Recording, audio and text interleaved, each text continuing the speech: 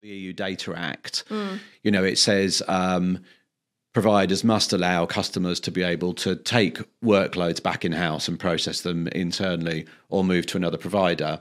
Now, on paper, that sounds sensible. But you and I know that if you're using any complex array of native services within those cloud environments, you can't just pick them up and move them across. And you can't take them back in-house because the chances are you've done a business case to close some of your own physical infrastructure down. Welcome back to Global Policy Review. I'm Natalie Taylor, Head of Client Services at Access Partnership and your host for today's episode. As we explore the complexities of the digital age, we understand that the impact of data on our economy and society has never been more significant. We're at a crucial point where the future of the digital economy, cloud sovereignty and data governance is being reshaped by emerging regulations. These developments are creating both challenges and opportunities for innovation, security and international cooperation with the tech industry. We're incredibly fortunate today to have with us James Herbert, the Chief Executive Officer of Pivotal, a company at the forefront of leveraging data for enhanced decision-making, increased automation and the smart exploitation of emerging technologies. James, with the tech world bracing for monumental shifts in data regulation, what's at stake for businesses globally and why should they not just be worried but actively participating? I think that I like to come at these things, if I can, from a perspective of opportunity rather than just kind of risk and downside. And I think what's at stake for them is they're retaining their relevance in the digital economy, or what might be called the data economy now. In particular, I think you and I know that for years organisations have wanted to do stuff with data and they've talked about doing stuff with data, but actually in truth, most of them never really had the discipline, the investment, the focus to kind of push on all the way through with some sort of data-led transformation program. And some of that was because actually the technology platforms and the tooling weren't there to make that an easier task, so it would take years to build a data warehouse. You'd have problems over data quality, problems over people being able to access the data they wanted at the time they needed. A lot of these programs never finished and ended up becoming what's called data cesspits or data swamps, which we've seen a few of. And I think the opportunity now is the fact that with modern data platforms in the cloud, that ability to actually be user-centered about your data needs, to be business linked with what you're doing with data, and then to develop that in an iterative, less risky, less capital intensive way up front and learn as you go is a huge opportunity for companies. And then secondary to that, well, not secondary, but alongside that is actually generative AI. So there's this whole kind of, is AI just hype or not? And I don't think it really matters. You can work out whether it's significant and important. Of course, it's overhyped. Everything new is overhyped. But you hear that expression, AI has been around since the 1950s. It has, but generative AI hasn't. No. And that traditional AI was the preserve of large organizations with big budgets, lots of resources and investment on trying to build AIs to do things for point purposes, like recommend you TV choices or whatever it happens to be. The idea that all organizations pretty much could access AI that works in parallel, not in series, AI that can work with millions and millions of data points of unstructured data in different formats from all over the world and produce useful results for you, that's quite significant. But we do know that it's significant but not easy, and you have to get your data in order to use that sort of AI safely as well. So that's kind of where you come on to then the risk as to why they need to engage with it and put it kind of at the heart of their business to seize that opportunity in a safe way. Yeah, absolutely. And as GDPR tightens its grip, do you see this as the beginning of the end for the freewheeling era of data privacy, or is it a much needed wake-up call for the industry? Well, it's a way. I think you can probably answer both of those. So I think it's a wake-up call because something needed to happen to have a wake-up call, and no policy or regulation of that size is going to be absolutely perfect. But actually, we were living in a Wild West, weren't we, before GDPR really, and that was kind of just the data you sort of knew about and saw. If you think about most of our companies, I mean, you know, most organisations, when we put Pivotal together, we were kind of going through our proposition and, you know, working out how we wanted to position ourselves, and in focusing on data and unlocking data to exploit, we actually came to a realization, which you will know but probably don't think about, which is most of our organisations are run on gut instinct and ego. They must be, because they can't access the data, you know, in order to make accurate decisions and etc. And it's quite, everyone knows it, but it's kind of quite a shocking thought when you really sort of articulate it in that way. And I think that as much as we had the Wild West, we also had, we've got spreadsheets everywhere, we've got sensors, we've got access databases, we've got old applications that can't be switched off. You know, we've just got stuff everywhere. And I think GDPR really did, you know, a big economic block. Forcing the focus to these topics in itself is helpful. And I think, again, moving back to where technology is going, I think it aligns quite nicely with GDPR, because the idea that you can have a data platform upon which you iteratively grow analytics and data outcomes means that you can take the data that you want, tidy it up, and use it only for that business-linked purpose. Yeah. So sort of by definition, if you adopt that approach, you've got a business-linked relevance for why you are doing something with that data. And it also means that at least in that platform, you're only holding that data. Whereas the previous data warehousey type examples, companies took all data and then tried to polish and clean up all of that data and then kind of squirt it out as and when it was needed. Trouble with, from a GDPR point of view, is you've got a whole load of data in a warehouse that actually you don't know whether you've got a justifiable need for or not, that you're holding, with possibly messy retention policies and all that kind of stuff. So I think GDPR works really well in the way that the market's going. Yeah, and it adds transparency as well, doesn't it? Yeah, definitely. With the Cloud Act extending US law enforcement's reach into international data, critics might say this is a sovereignty invasion, or is it a necessary maturity of sharing data across countries?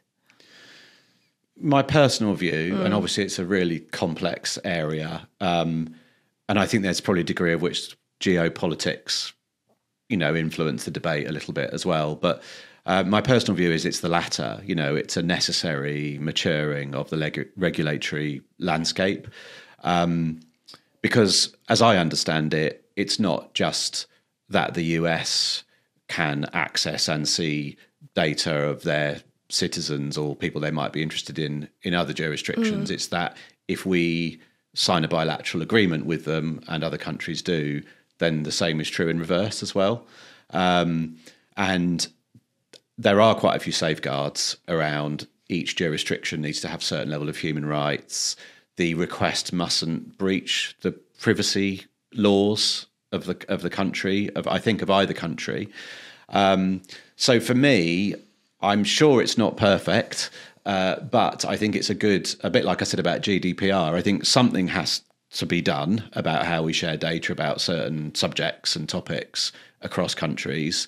And I don't understand what the alternative is to something, because the alternative to me is that we don't want any, obviously, invasion of privacy or human rights, but at the same time there are certain people doing certain things in the world that we don't want to be enabled by our technology and our data. Exactly, and if we want to address these bad actors, you can't just do that on a country by country basis, because the internet isn't country by country. Exactly. And I also think probably, I might be going slightly off piste here, but I've been doing quite a lot of work in defence recently to do with the topic of data and defence. And again, everyone kind of knows this, but it's not until you really dig into it and research it that I think it really hits you that, you know, we're moving into this multipolar world where sophisticated peer adversaries are trying to undermine our political systems and our way of life. And one way they're doing that is through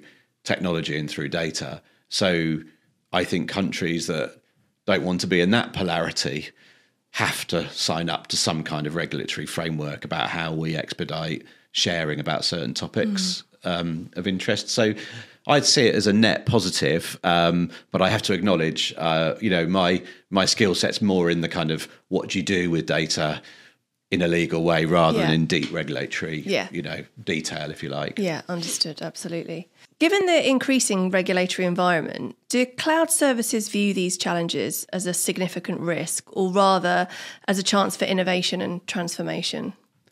Yeah, it's a really interesting topic. It's quite relevant in the UK at the moment because you've got three. Well, back to my multipolar world, you used to have 4 hyperscale providers, including Alibaba, but now basically it's 3 that are viable for customers, for businesses and organisations to use in AWS, Azure, and Google. And in the UK in particular, you've got a growing concern, as much as anything from a kind of competition and markets perspective, of an oligopoly, or not quite a monopoly, but an oligopoly certainly, and a number of small cloud providers actually going out of business because they can't compete.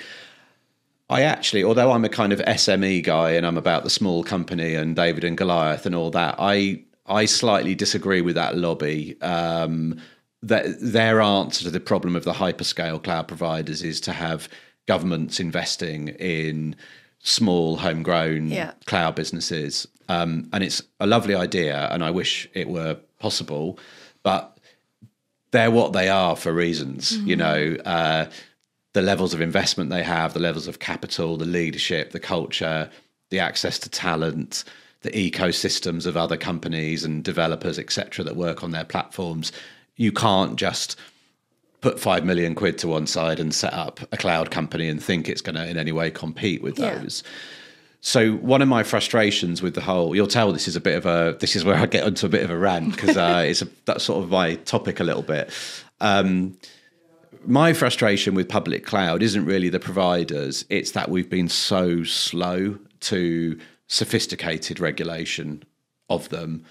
And by that I mean, we've noticed that things are happening on social media that are bad that we should regulate, or that we've noticed things are happening with privacy that we should look at. But they're all sort of symptoms of what public cloud has enabled the world to do for good and bad. And I think if you're going to have three US companies, if you're the UK and you've got three US based companies delivering many of your private and public services, storing a great deal of your data, you ought to be having a pretty sophisticated regulator set up. I've talked about the Office of the Public Cloud.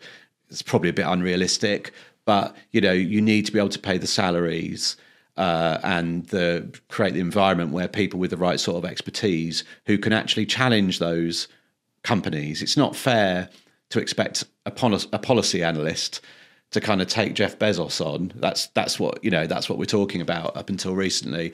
So I think overall it's a good thing that there's a concern that regulation hasn't kept up and it's starting to catch up. The problem is it's quite patchy. It's spread across different regulators. Is it not always going to be on the back foot though? Because without so much investment, how can it possibly stay up to date and up to speed with what's happening within those cloud providers? It's a massive problem. Yeah, to be fair, it's a huge challenge. It's easy to talk about. Yeah, and you're right. I think it would always be on the back foot because these change cycles with these hyperscales are so fast. So I noticed, for example, I think the EU, I think it's called the EU Data Act. It says providers must allow customers to be able to take workloads back in-house and process them internally or move to another provider.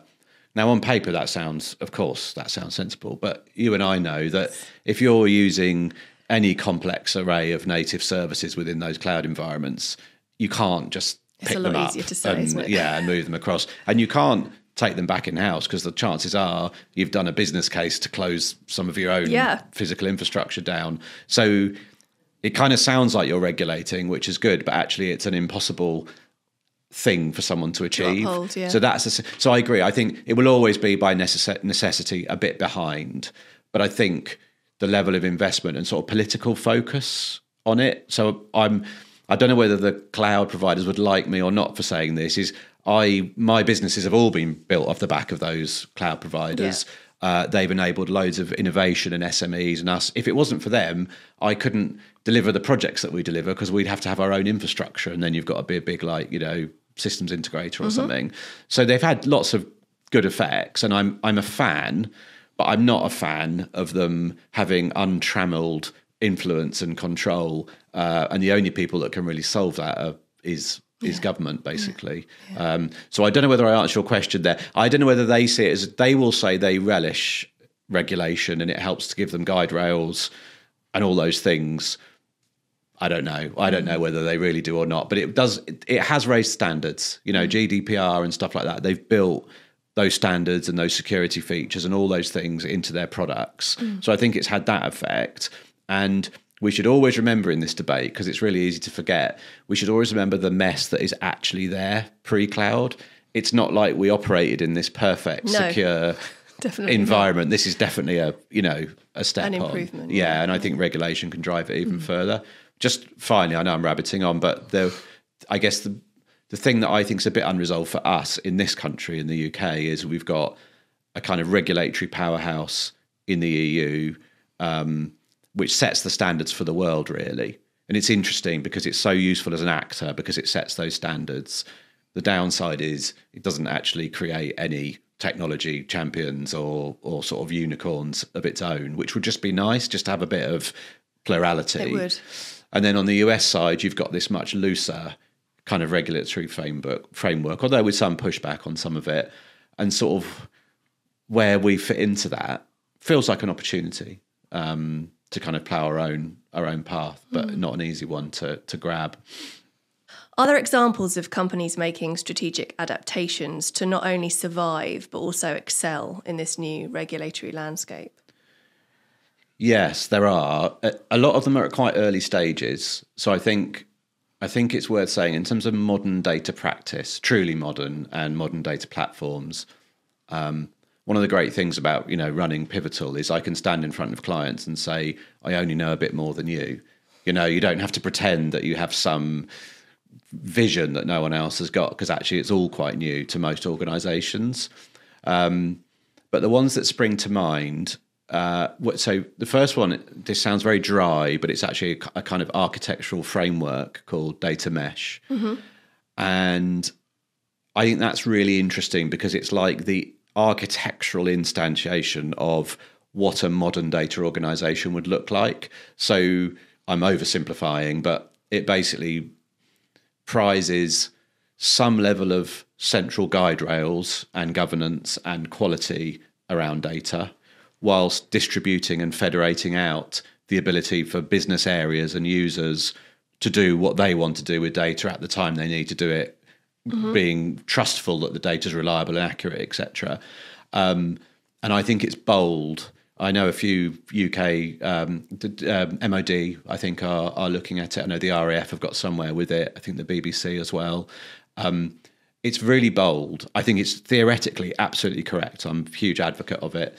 But it will involve change to everything.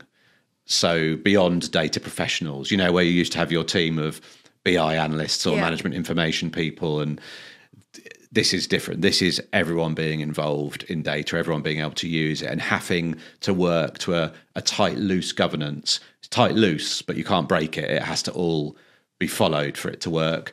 And it needs some really serious engineering skills underneath it as well. So I think that's quite exciting. And that's what a modern, organisation might well look like in a couple of years.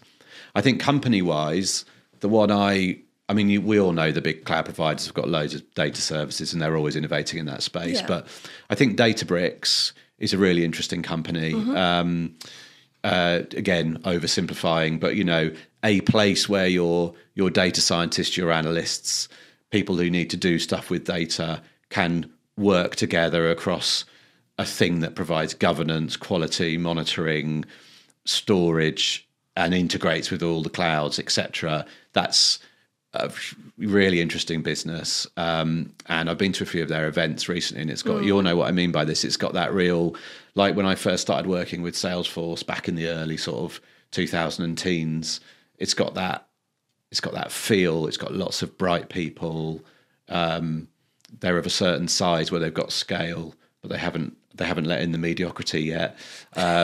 So it's just a really kind of buzzy environment, but also I think a really interesting platform.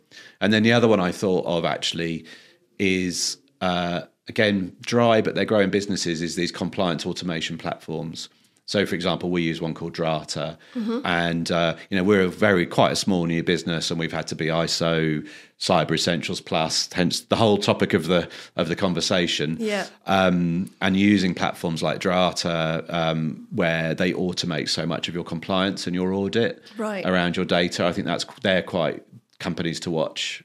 I think everyone else that I've come across is just grappling with it because it is a really difficult thing to get right, I think, yeah, from where absolutely. most people are. And it would be interesting to see how many businesses in the future, kind of new businesses, want to start implementing those kind of things from the ground up. From the ground up, yeah. Which would obviously be so much easier than trying to implement it when you've been running for 100%, 10, yeah. 20, I mean, years. one of the big challenges, which is quite interesting, is that because, in the past, often if you wanted to do a technology-enabled change of some form, you've normally been turning something off or reducing or redeploying headcount or something of that. There's some sort of return on investment to be made, etc. A lot of companies are sort of, it's difficult, it costs quite a lot to do this stuff. It's not cheap, both the products and the expertise. Yeah. And sometimes making the business case is quite difficult because it's additional to what you already do. We do actually see cases where you can get rid of lots of spreadsheets and old ways of doing things and stuff. So there is a return to be made, but it's not as clear as previous transformation. So I think that's why the strategy for it's got to be really strong. It's got to be a compelling case. And you've got to have the leaders of those companies understanding what it actually means. 100%. Yeah. And what's happening at the moment with leadership is there's definitely an appetite around data. That's changed. That's a good thing. I think the advent of generative AI has been like a good and a bad thing. So even my mum and dad now know that AI needs data, right? That's a big change from, say, over a year ago. But there's a lot of sort of C-suite, why aren't we doing AI? I want AI. Why haven't we done this? Someone over there's done that. Less grappling with the really difficult stuff and decisions that need to be made around governance, standards, role types, all that sort of stuff.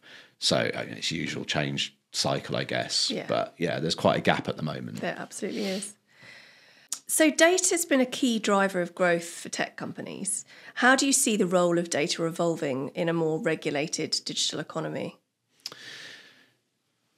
Yeah, I think basically it sounds a bit cliche, but it will sit much more at the heart of organisational design. That's probably the simplest way I can think of it. So I just try and use an example of something, we do is we're often asked, can you go in and do some dashboards or show us some analytics or something, something like that. And it's a good place to get started so people can see stuff.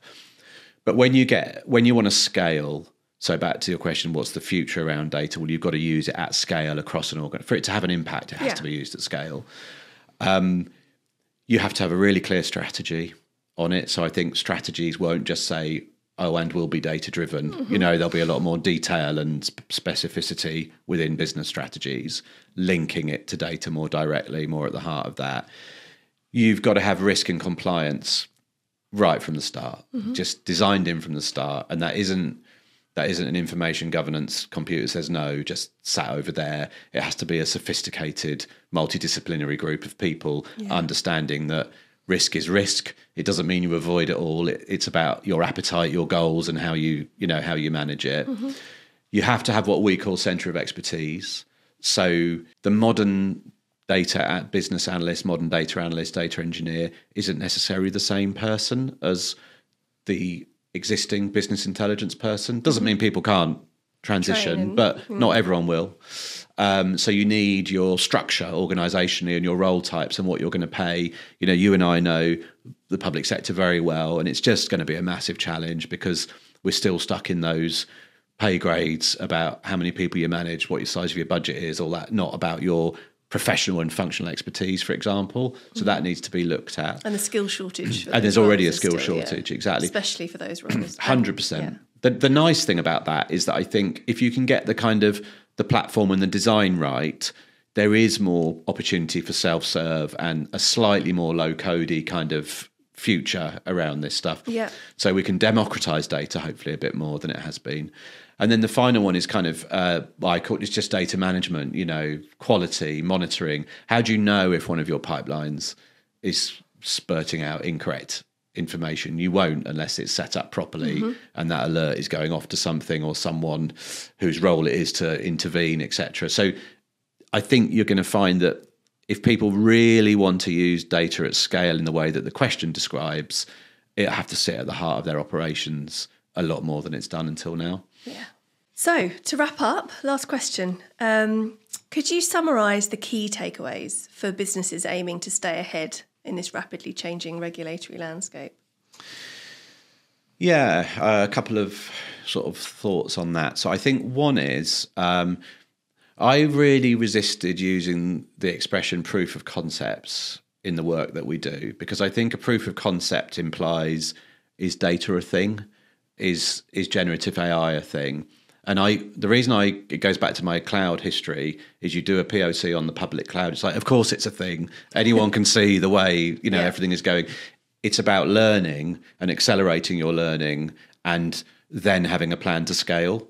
And coming back to the UK, a little hobby horse of mine, but we're terrible at scaling. We've got no shortage of clever scientists, innovators, all those things, but we're really, really bad They're all at sitting in executing. little pockets, Little buckets of funding, all that kind of stuff. And it would just be nice on this one to see definitely the breaking things down into small pieces and minimum viable products and all that kind of good agile practice applied, but with a plan to scale a thing that we know is going to be important to everyone. So I think for me, that's, call it an accelerator, I don't know, but just something that gets you going. And the minimum viable product for me is, what's the maximum amount of learning you can get from the minimum amount of time and money, and then go on to scale.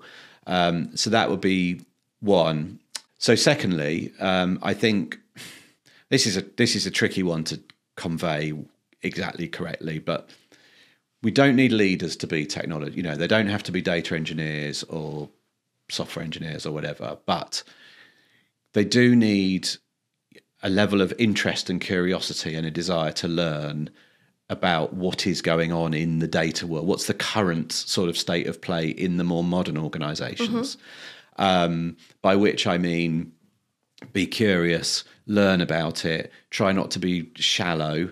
I want AI, I want a bauble, actually try and understand what that means for your people. And I think spending more time with your data professionals and technology professionals, and there's this expression, isn't there, the business and IT. Yeah.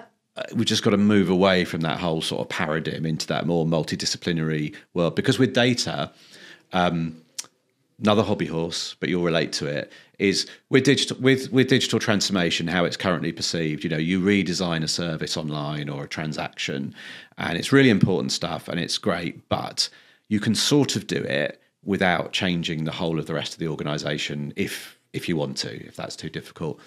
To make the most of data, it's your business experts that have to be using it to make decisions. Yeah. So by very definition, everyone has to be involved to return the investment on the technology. And the data has to be captured end to end. 100%, and looked after. Yeah. Looked after properly. You can't just sort of do it over here. No. So I think that's a leadership challenge. It's a call to arms for leaders. So I'd like to see that, because it affects the whole system of the business. Exactly, yeah. Great. Thank you so much for coming in, James. It's been an absolute pleasure talking to you. Thanks, Nassie. I've enjoyed it too. Thanks so much for joining us for today's episode. If you like the episode, please share it with your communities, and you can find us on LinkedIn, YouTube, and X. See you again.